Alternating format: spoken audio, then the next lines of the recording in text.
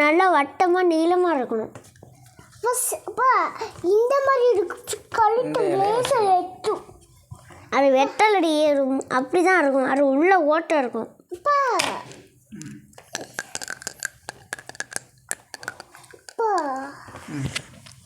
அடுத்து என்ன பண்ணணும்?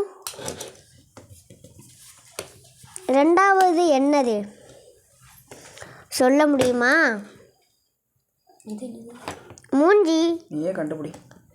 மவர கட்டை மூஞ்சிமா. அது உடம்பு. அது உடம்புமா. இப்போ மேலாயும் இருக்கு.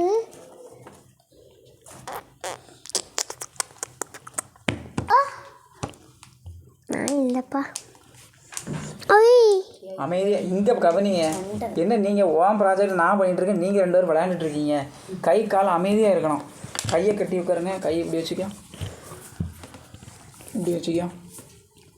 உனக்கு ப்ராஜெக்ட் பண்ணுன்னா நீங்கள் விளையாண்டுட்டு நான் ப்ராஜெக்ட் உனக்கு பண்ணிகிட்ருக்கேன். நான் ஸ்கூலில் போய் படிக்கேன். இல்லை என்ன பழக்கம்? நல்ல பழக்கம் இல்லை. அப்போ இவ சொல்கிறா ஆமாம் அப்படி சொல்கிறா. அப்படின்னா உனக்கு பாடம் ஒன்றும் புரியாது. உங்கள் டீச்சர் தான் உங்களை சத்தம் போடுவாங்க.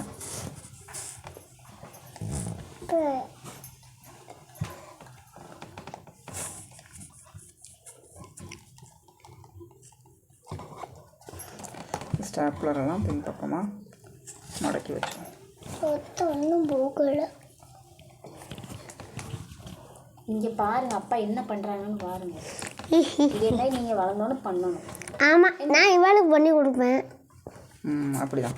அதுமாதிரி செஞ்சு கொடுப்பேன். அதுமாதிரி பாப்பாவுக்கு நீ செய்யணும். அப்பா அம்மா நான் பெரிய பிள்ளையா நானே செஞ்சு கொடுப்பேன். இலா பாரு, இலாலாம் அவள் தம்பிக்கு எழுத கொடுப்பாளாம், கலர் பண்ணுறதுக்கு சொல்லி கொடுப்பாளாம். எல்லாம் சொல்லி கொடுப்பாளாம். சொல்லி கொடுவா. ஆனால் எனக்கு இவ சொல்லி கொடுக்கணும்ல. ஆமைக்கு வந்து இப்போ தலை வச்சாச்சு. தலை வச்சாச்சு. அது குண்டாலாம் இருக்கும். அடுத்தது என்ன செய்யலாம்? என்ன வைக்கலாம்? வாய் வாய் வந்து கால் பெருசாக இதுதான் யா. ஆமைக்கு எத்தனை கால் உண்டு? 1 2 3 4. Very good. பேரட்டுக்கு அப்பா ஆமைக்கு லா லா லா லா லா லா லா லா லா லா. அப்பா அப்போ இந்த 2 கால் மட்டும்தான் இருக்கும். 2 காலாக இருக்கும். இங்கே ஒரு கால் இருக்கணும்ல. அப்போ இப்படியே நடந்து போகுது. மேலே குருவி கீழே ஆமை. அப்பா இந்த 2 அழகு இருக்கு. ஆனால்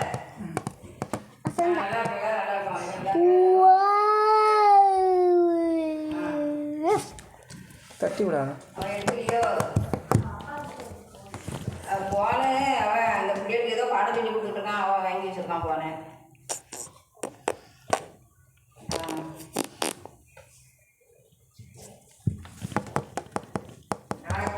ஆமா தாளை உள்ள தள்ளி வைப்பா. தாளை உள்ள தள்ளி வைப்பா. அப்பா வச்சுட்டு அப்பா வச்சுட்டு மேலே குருவி கீழே ஆமை. அப்பா அப்போ டைனோசர் எப்படி இருக்கும்? டைனோசர் டைனோ அது பெருசாக வேண்டி இருக்கும். இப்போ டைனோசர் எப்படி இருக்கும்? இப்போ டைனோசர் எப்படி இருக்கும்? டைனோசரா உங்களை மாதிரி தான் இருக்கும். சேட்டை பண்ணும்.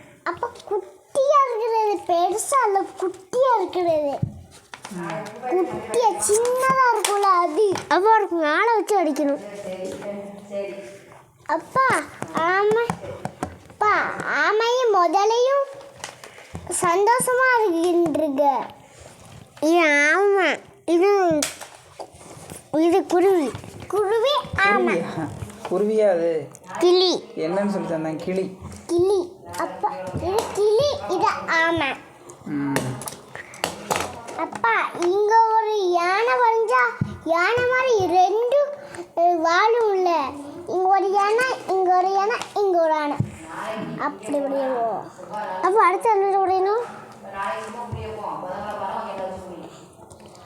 அடுத்து என்ன பண்ணணும்? அடுத்து இப்போ அடுத்தது என்ன பருவ பண்ணணும்? அடுத்து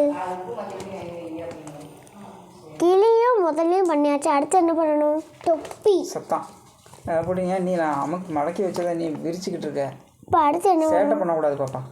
அப்போ அடுத்து என்ன பண்ணணும்? அமைதி. இதில் எனக்கு என்ன புரிஞ்சுது, என்னெல்லாம் செஞ்சுது? முதல்ல குருவி செஞ்சது. குருவி முதல்ல. சரி, இப்போ சொல்லுங்கள் பார்ப்போம், இது என்ன ப்ராஜெக்ட்டு? குருவி முதல்ல. குருவி முதலையா? இது வந்துட்டு இலையை வச்சு விலங்குகளையும் பறவையையும் செய்கிற ப்ராஜெக்ட்டு. அதுதானே உன் டைரியில் எழுதி கொடுத்துருந்தாங்க. இலைகளை வைத்து சொல்லு. இலைகளை வைத்து தயாரிக்கப்பட்ட விலங்கு மற்றும் கிளியின் விலங்கு மற்றும் பறவை. பறவையின் படங்கள் செய்முறை. அது தமிழில். இங்கிலீஷில் வந்து ப்ராஜெக்ட்னு சொல்லுவாங்க. சரி, அப்போ இதில் வந்து நம்ம இலையை வச்சு என்ன செஞ்சுருக்கோம்? இதுக்கு இப்போ ஒரு பெரிய இலையை வந்து கிளியோட உடம்பாக வச்சுருக்கோம். அது வந்து கொஞ்சம் சின்ன இலையை அதுக்கோட முகமாக தலையாக நம்ம வச்சுருக்கோம். அதோட அந்த கிளிக்கு இப்படி வாய் மாதிரி நம்ம இன்னும் அதை விட சின்ன இலையை வச்சுருக்கோம். அது ஒரு மரத்து மேலே இருக்கிற மாதிரி நம்ம வச்சுருக்கோம். அடுத்து வந்து என்ன செஞ்சுருக்கோம்? இது வந்து பறவை. அது என்ன சத்தம் சொல்கிறத கவனிக்கணும். நான் சொல்லி தந்துட்டு இருக்கும்போது நீங்கள் அதை கவனிச்சிங்கன்னா தான் புரியும். நான் சொல்லிட்டு இருக்கும்போது நீ வேறு ஏதாவது பேசிகிட்டு இருந்தேன்னா நான் என்ன சொன்னேன்னே உனக்கு தெரியாது. கை அமைதியாக வை. நான் எத்தனை தடவை சொல்லியிருக்கேன். அப்போ பாடமே உனக்கு புரியாது. அப்போ இது என்னது? பேரட். இங்கிலீஷில் பேரட், தமிழில் என்னது? கிளி. சரி, இது என்னது? ஆமை. தமிழில் ஆமை, இங்கிலீஷில் என்னது? டார்டாய்ஸ். புரிஞ்சுதா? டார்டாய்ஸ் வந்து ஆமை வந்து என்ன செய்யும்? தண்ணியிலையும் இருக்கும், தரையிலையும் இருக்கும்.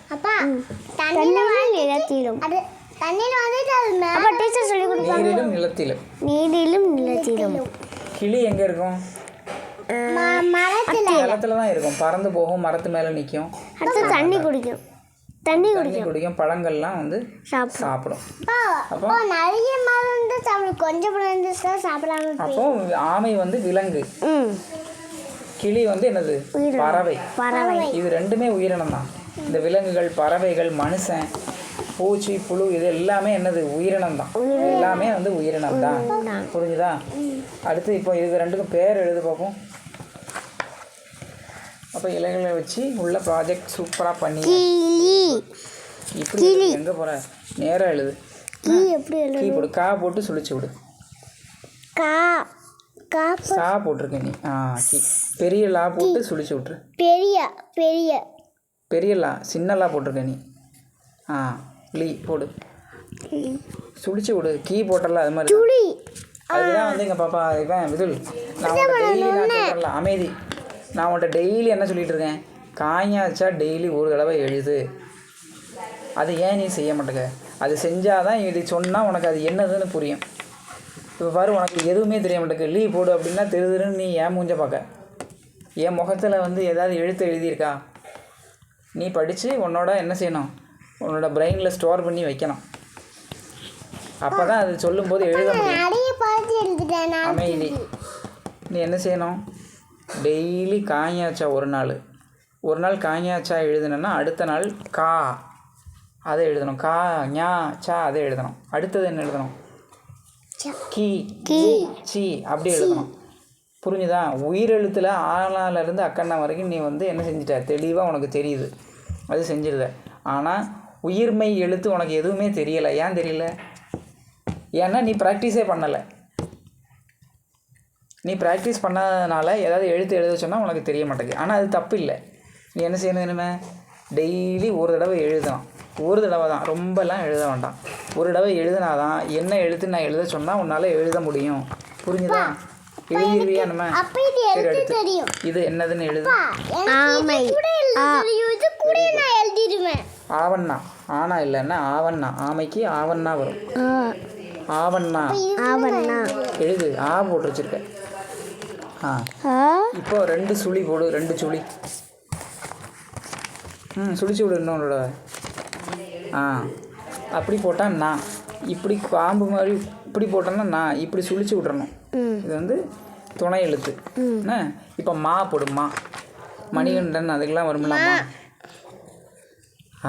இப்போ இது என்னது? ஆமை. Very good. இது என்னது? கிளி. இது ஆமை. Very good. சூப்பராக எழுதியாச்சு. என்ன இப்போ இதில் வந்து யார் இது செஞ்சாங்கன்னு எழுதணும்ல? உன் பேர் எழுது. இங்கேருந்து எழுத ஆரம்பி, அப்போ தான் எழுத முடியும். நானே வரைஞ்சேன். அதுதான் நானே வரைஞ்சிருக்கேன். Very good. சரி கொஞ்ச நேரம் அமைதியாக இரு, அண்ணன் எழுதட்டும். அடுத்து என்னது? எல். டி. டி. அடுத்து எல். ஹைச். ஹைச். அடுத்து என்ன? யூ. போடு. அடுத்து எல். Very good. அடுத்தது என்ன? இப்போ எழுது பார்ப்போம். கே. அடுத்து ஆர். பி. எழுது. ஐ. எஸ் போடு. அடுத்து ஐ. ஹைச். ஹைச். எஸ்ஸுக்கு அப்புறம் ஹைச், ஐ கிடையாது. அப்புறம் எஸ். என். என். அடுத்து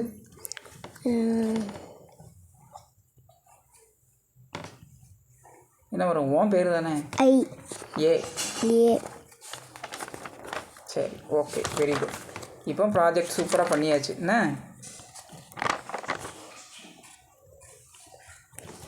பத்தியா இதெல்லாம் நானா அப்புறம் வரைஞ்சேன். STD பத்தியா நானா வரைஞ்சேன். எஸ் போடு, டி போடு, டி போடு. S standard. ஒன்னு எஸ் போடுங்க. ஆமாம் இப்போ நடுவில் எஸ்ஸா போடணும்ல. ஆமாம்.